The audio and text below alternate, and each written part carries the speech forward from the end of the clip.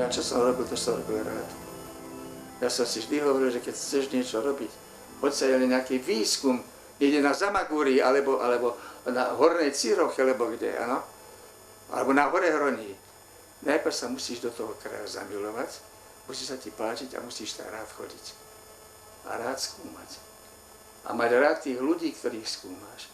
Keď tam ideš zbierať len tie etnografické javy, ako niečo mŕtvé, áno? A dokonca už aj dožívajúce, alebo už aj nežijúce, už len nejakú takú starinu, tak to nie je ono. To musíš spájať s tými ľuďmi, s tými nositeľmi tej kultúry a tých musíš mať veľmi rád a musíš sa k ním správať ako k svojim príbuzným, ako k svojim blízkym a vtedy to budeš robiť dobre.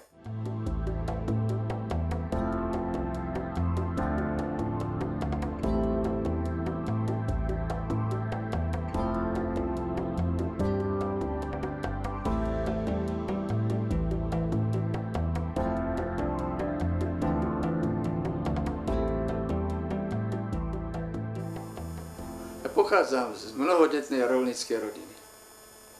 A kde je v roľníckej rodine veľa detí, tam sú všetky zvedavé na to, ako to v tej rodine beží, ako sa tam pracuje, aké sú tam vzťahy. A je to celkom inakšie prostredie, ako keď človek vyjde z rodiny mestskej alebo profesionálnej, ináč zameranej. A mňa všetko zaujímalo, čo sa týkalo roľníctva, čo sa týkalo roľníckych prác, ale aj toho života, tých vzájomných vzťahov, áno. Bol som malý chlapec a už som pozoroval postavenie nevesty u starej babky. A takto to trvalo v podstate až do gymnaziálnych rokov, keď som ako gymnazista na našej dedinskej škole v rodine pána riaditeľa, učiteľa Hečku a jeho manželky dostal do rúk jeden maličký obežník formou dotazníčka návodu na výskum nejakej národopisnej témy. Ja som nevedel, čo je to národopis, ale keď tam bolo napísané, aké boli zvyky pri prvom siatí, pri oraní, áno, pastierské zvyky a podobne. Tak ma to začalo zaujímať a hovorím, však toto je aj u nás. A to bola tá veľká akcia zberateľská, ktorú organizoval pán doktor Miertan s pánom vtedy ešte nie docentom, ale doktorom Rudolfom Bednárikom. Na slovenských školách, na všetky slovenské školy, základné, tí sa to bolo ľudové, aj stredné, poslali takéto dotazníky na zbieranie národopisného materiálu. Keď skončil výskum podľa tohto jedného malého dotazníčka, to bol jednostránkový taký lístok posielaný poštou, tak potom som si povedal, no veď by sa takto dalo skúmať aj iné. A už aj bez dotazníka som skúmal aj iné. A nazbieral som toho toľko, že som nevedel, čo s tým mám robiť, komu to mám poslať, vôbec na čo to bude dobré, ale sa mi to páčilo, lebo som videl, že tam sa zaznamenávajú staré javy, ktoré ustupujú, pravda, už len tí najstarší si na ne pamätali. Tak som začal písať celkom svojvoľne monografiu Dolnej Súče. Aj sa tak stalo, že som sa zaujímal o štúdium národopisu, aj som ho veľmi rýchlo v skrátenej forme skončil. A keďže som všetky skúšky robil s výborným prospechom, tak by to stále skracovali a dali mi individuálne štúdium. A len čo som skončil, tak ma hneď Hečík prijímal za asistenta.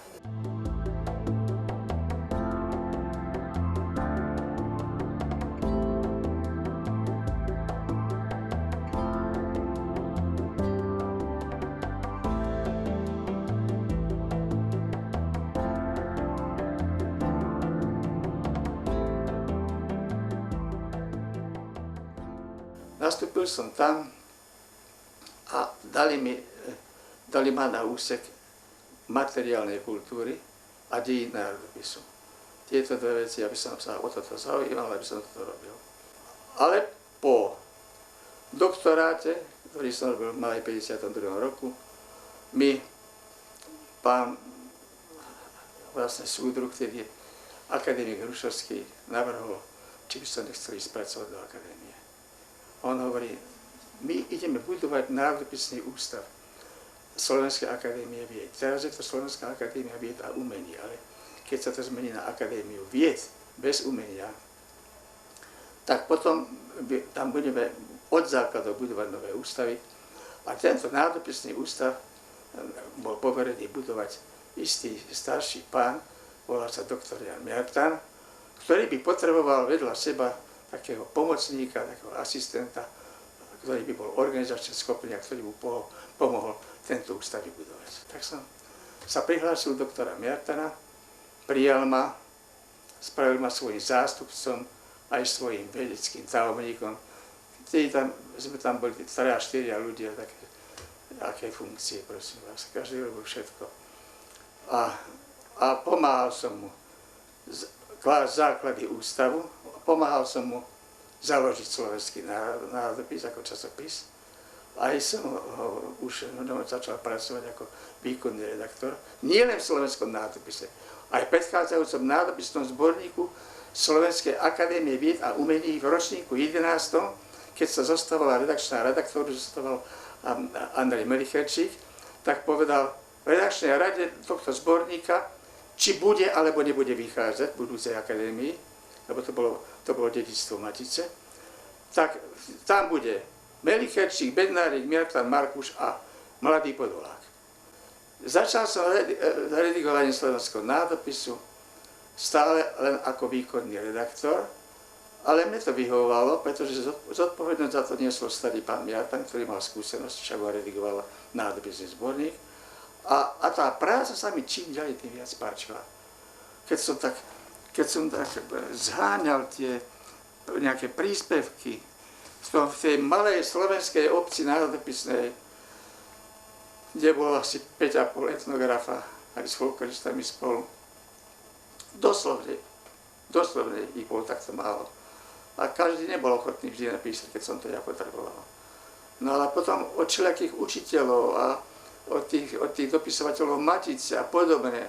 A keby poslali taký všelijaký materiál, ktorý bolo treba celý prepracovať, napísať tomu úvod, dať tomu záver, áno, prepracovať vlastný text, áno, všeličo povyhadzovať, všeličo doplniť podľa vlastných výskumov.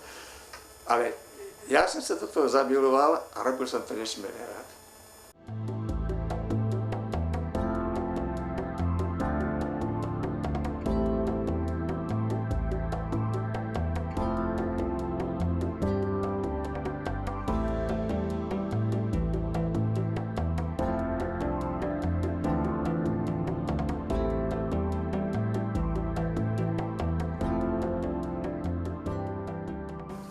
Poľskí kolegovia už v 50. rokoch prišli s takými podnetmi, že by sme mali niektoré javy v Karpatskej oblasti skúmať spoločne a koordinovane.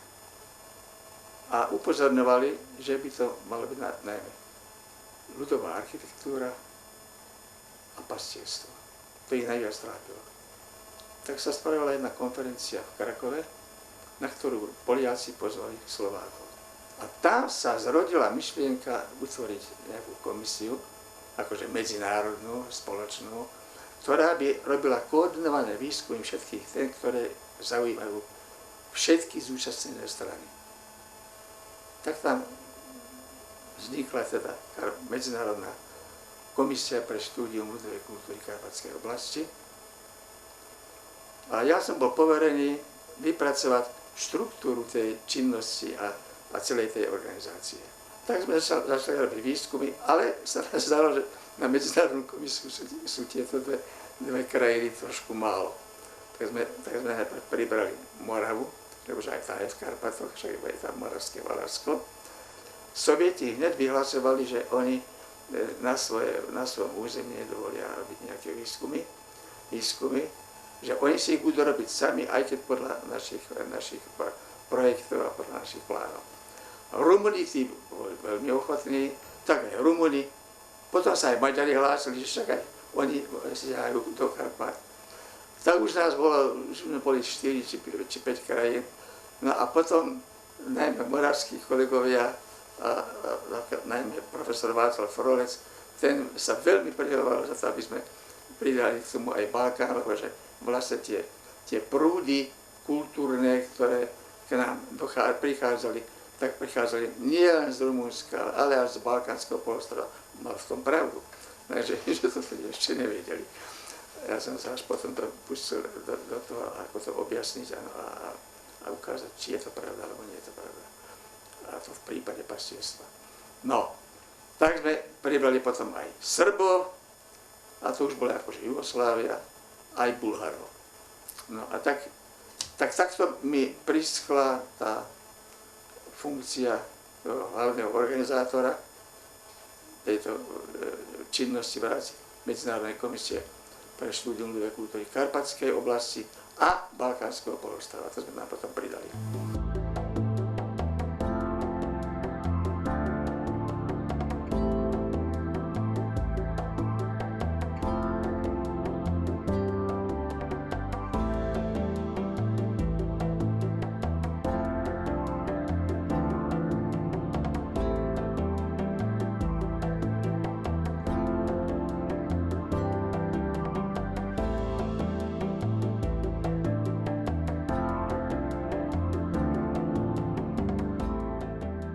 Raz ma zavolal dekan, on sa volal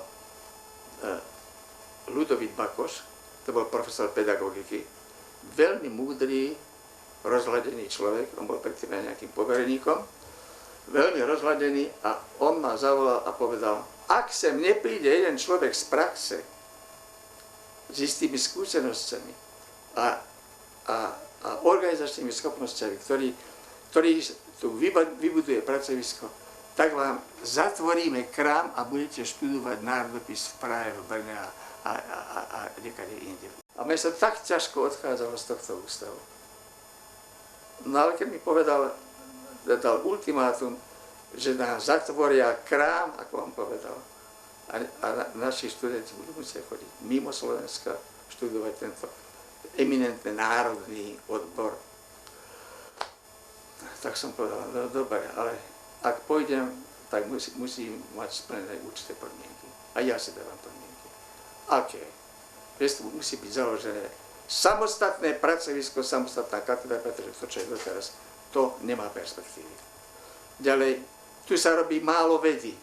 Áno, tu vedu robí len ten, kto chce, a kto má to čas a chuť, ale že by sa to niečo systematicky robilo na nejakom pracovisku, podľa plánov a tak ďalej, ako je to v akadémii, to tu chýba.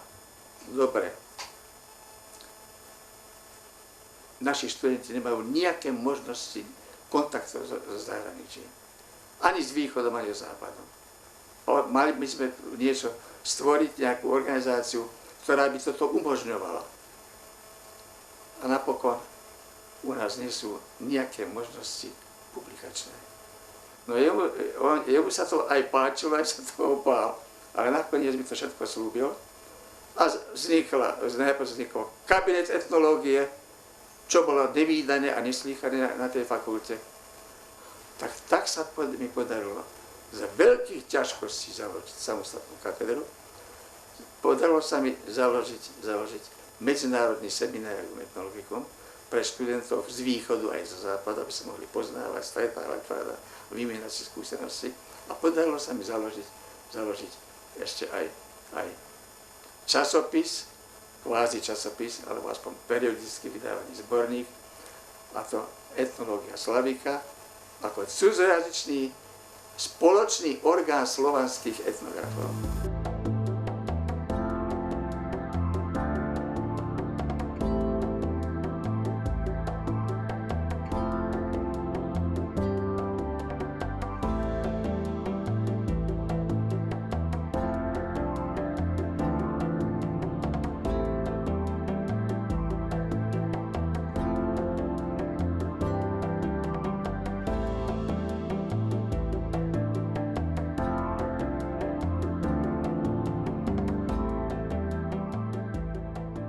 A najmä, keď som dostal Herderovú cenu, to bol 74. rok, a keď som bol za prijatie tej ceny bitý, keď to bolo vyhlásené za zločin proti socializmu a proti nášmu zriadeniu, že som prijal z rúk západných revanšistov, ako to bolo formulované aj na pôde tohto pracoviska. Som prijal z ich rúk Herderovú cenu a keď hneď na to som mal zákaz pedagogického pôsobenia, keď som bol preložený z katedry, ktorú som zakladal a istý čas aj viedol, keď som bol preložený do toho výskumného oddelenia, odkiaľ by som nemal pedagogicky pôsobiť, ani som tady pôsobil, trvalo to 20 rokov, tak tým som si povedal, no čo ďalej? Keď nesmiem prednášať, kvôli čomu som sem prišiel z akadémie, pretože ma tá pedagogická práca veľmi lákala. Preto som sa externe habilitoval, aby som mohol pôsobiť. Nie, že pracovať tam, ale pôsobiť, odozdávať študentom skúsenosti, poznatky, výsledky výskumov, áno, o ktorých som bol presvedčený, že ich mám. No tak potom som rozmýšľal, čo robiť ďalej. Potom som povedal, poďme robiť výskumy. Na Slovensku je dosť oblastí, v ktorých sa nejaké výskumy nerobili. A stále som pamätal na slova Jana Jartara, dovtedy nebudeme môcť rovnať výsledkami našej práce národopisnej s našimi susedmi, Maďarmi, Poliakmi, Čechmi, dokedy nebudeme robiť systematické výskumy na celom území Slovenska a publikovať výsledky týchto výskumov vo forme monografií, obcí, regiónov, alebo aj celoslovenských, monotematických. A tak som navrhol utvoriť takú malú skupinku pracovníkov.